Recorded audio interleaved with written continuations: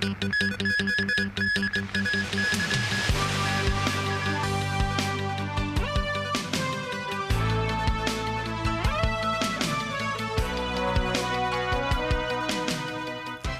evening and thank you for joining us.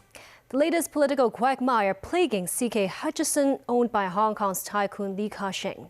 After the conglomerate revealed plans to sell its Panama Canal port operations to a U.S. consortium, Bloomberg News reported that Beijing has set out investigations looking into whether the deal could endanger national security. Weighing in on the saga for the first time, Chief Executive John Lee said today the case warrants serious attention. In a departure from its usual practices, CK Hutchison said it will not host an annual results press conference or an analyst meeting on Thursday. Currently, CK Hutchison's subsidiary owns 2 operating ports at both ends of the Panama Canal. Earlier, the Hong Kong conglomerate unveiled plans to sell its controlling stake in all port operations around the world, except for those in mainland China and Hong Kong, to a consortium including American investment bank BlackRock Inc., a deal that's expected to generate nearly 150 billion Hong Kong dollars in cash proceeds. CK Hutchison stressed the move is not related to anything political. Bloomberg News cited sources that senior Chinese leaders have ordered several government agencies, including the State Administration for Market Regulation, to scrutinize the deal and see if it could endanger national security. The source told Bloomberg that this examination by Beijing does not necessarily result in follow-up action. The Hong Kong and Macau Affairs Office of the State Council has reposted commentary articles related to the deal twice. They include one reposted last Thursday that rebukes the foolish move of CK Hutchison. The commentary said the port deal is no ordinary commercial acts, but tactics from the U.S. which use its clout to pressure and encroach on other countries' rights to defend its own interests.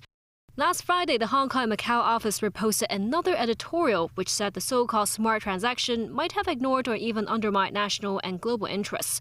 For the first time, Chief Executive John Lee commented on the saga. There have been extensive discussions in society about the issue, and this reflects society's concern over the matter.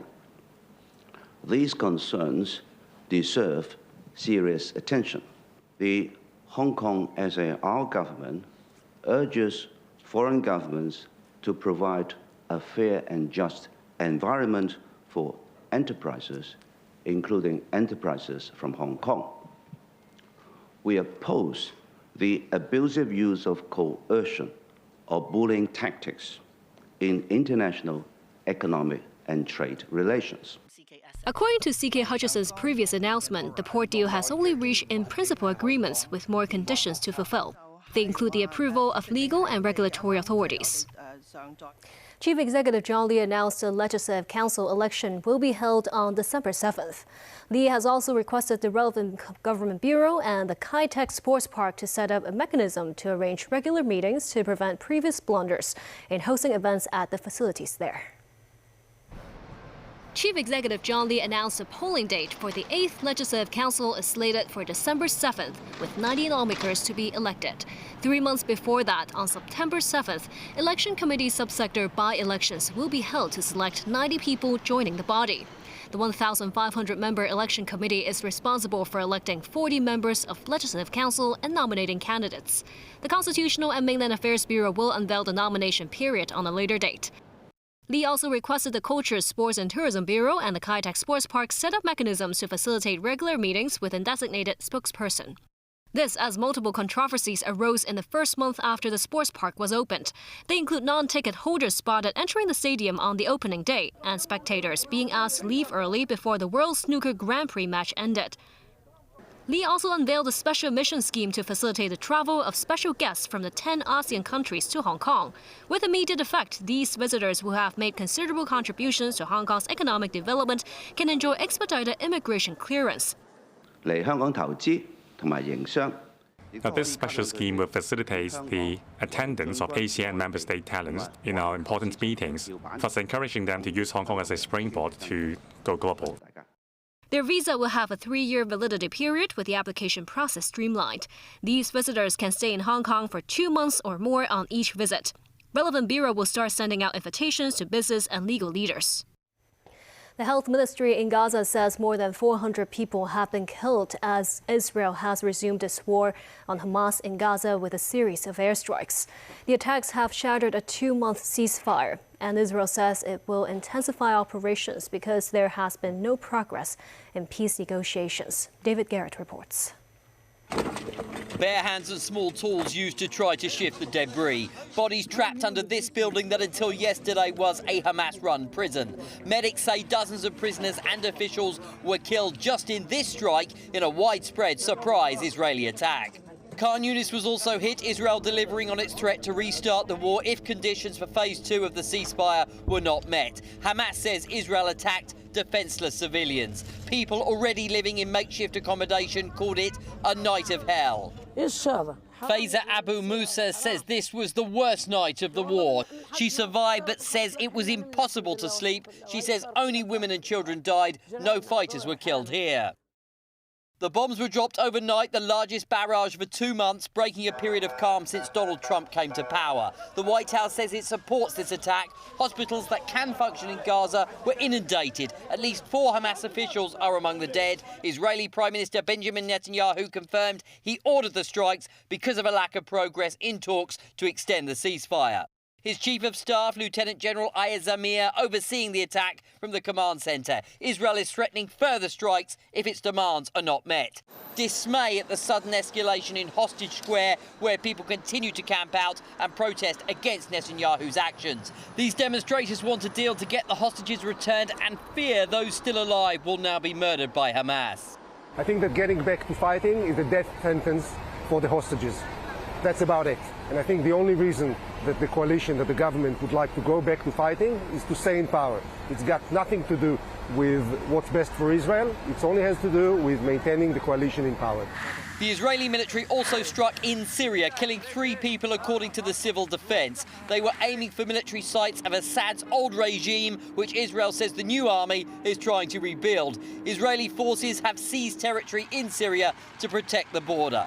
David Garrett, TVB News. Yemen's foreign minister says the Houthis are at war with the U.S. and will not dial down attacks in the Red Sea. U.S. President Donald Trump says Iran must stop supporting Houthi attacks or suffer dire consequences, adding Tehran will be held responsible for every shot fired by the Houthis. Protests stretched for miles in Yemen after U.S. airstrikes killed more than 50 people. Thousands chanted anti-America slogans. A Houthi official says their policy is not dictated by Tehran.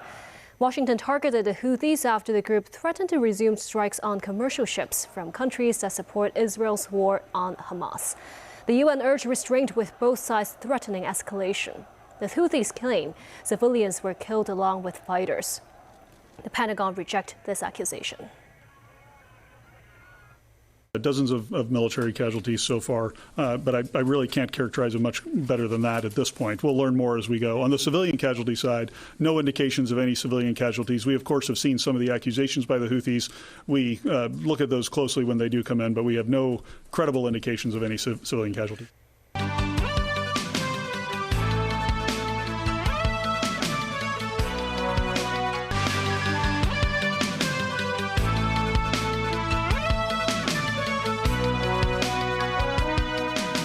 Welcome back. Canadian Prime Minister Mark Carney met the leaders of Britain and France on Monday during his first official overseas trip. This is a bid to garner further support from 2 of Ottawa's oldest allies as U.S. President Donald Trump targets Canada's sovereignty and economy. Daniel Rao tells us more. Canadian Prime Minister Mark Carney kicked off his first official foreign trip since being sworn in on March 14th with a visit to Paris for talks with French President Emmanuel Macron. Macron and Carney appeared in front of reporters before their meeting, but did not take questions. This and a possible sign the French president might not want to accept US President Donald Trump by siding with Canada. Carney told the press Canada is looking to maintain strong ties with France and the rest of Europe amid strained relations with Washington. With you, Mr. President, I want to ensure that France and the whole of Europe works enthusiastically with Canada, the most European of non-European countries, determined like you to maintain the most positive possible relations with the United States. Canada is a reliable, trustworthy, and strong partner of France, which shares our values and lives them through action during this age of economic and geopolitical crises. Since US President Trump came to office, he has imposed whopping tariffs on Canadian steel and aluminium and repeatedly commented on turning Canada into the 51st US state. Macron said tariffs only bring inflation. He did not address Trump's recent verbal attacks on Canada. Carney later travelled to London, where he was received at Buckingham Palace by King Charles III, Canada's head of state. Carney then headed to number 10 Downing Street for talks with British Prime Minister Keir Starmer. Both leaders stressed the importance of UK-Canada ties. The relationship between our two countries has always been strong. Two sovereign allies, so much in common, shared history, shared values, shared king. Our partnership can only deepen, and if I may add one other, which is particularly in these days, our security cooperation, which is seamless, is essential. On Tuesday, Carney will travel to the edge of Canada's Arctic to reaffirm the country's security and sovereignty. Carney has said he won't sit down with US President Trump until the US is ready to have a more comprehensive discussion on trade and security. Dan Royal, TV News. U.S. President Donald Trump told reporters on Monday that President Xi Jinping may visit his country in the not-too-distant future. Beijing, however, took a rather non-committal tone. Trump's remarks came as U.S. and China relations remain locked in a stalemate amid trade tensions. Danny Zhou has more.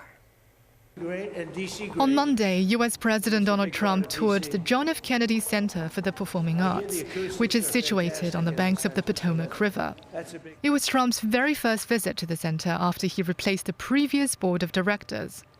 After attending a meeting of the new board, Trump installed himself as chairman and floated the idea of overhauling the institution. He mentioned the recent visits by leaders from India and France and said assertively that President Xi Jinping would visit Washington. We had the head of China coming in to top people right underneath President Xi, and he'll be coming in the not-too-distant future. Trump did not provide further details about the potential meeting. In recent weeks, Trump touted his good relationship with the Chinese leader. The Wall Street Journal earlier reported Washington and Beijing were in early-stage discussions about arranging a summit between the two presidents in the United States in June. However, the White House did not respond to requests for comment about the talks. Beijing has not discussed the matter publicly. Since Trump's second inauguration in January, he has implemented more tariffs on Chinese imports, which swiftly prompted Beijing to impose a limited set of retaliatory measures against U.S. products. And so far, there has been little sign of progress on a slew of issues ranging from trade to fentanyl. The Financial Times cited sources saying China's ministerial-level talks with the U.S. on a trade deal had not yet begun, and that it is not likely for Xi to hold a meeting with Trump without first sealing some elements of a deal. The two leaders previously met face-to-face at the Mar-a-Lago estate in Florida back in 2017, not long before Trump began waging a 2-year trade war against China during his first term in the White House. Danny Zhou, TVB News. The ICAC has arrested 22 people on suspicion of accepting bribes and assisting an intermediary company to defraud banks of mortgage referral fees. Among those arrested are 18 bank employees. Mo Seng-ai reports. In an operation this month, the ICAC arrested 22 suspects. Among them, 18 were frontline employees from 10 Hong Kong banks. In a press conference today, the ICAC said the banking staff allegedly accepted bribes totaling $2 million to help an intermediary company to defraud banks of mortgage referral fees. The intermediary would receive referral fees if it managed to get clients to apply for mortgage loans at banks. The bank employees allegedly included referral application forms in documents prepared for mortgage loan applicants who had directly approached the banks for their signing. By doing this, they misled the banks to release referral fees to the intermediary. A few suspected forged signatures were also found on some referral forms. More than 200 mortgage loan applications were affected. Investigations also show that some applications involved false income proof documents. In one case, a person was said to have accepted over $100,000 in bribes for processing the mortgage loan applications. Authorities said applicants were not aware of the mortgage referrals, adding that the public should be cautious when dealing with bank application documents. All suspects have been released on ICAC bail. The ICAC says the arrests are exceptional cases, stressing that corruption is not commonplace in the local banking industry. Memos 9, TVB News.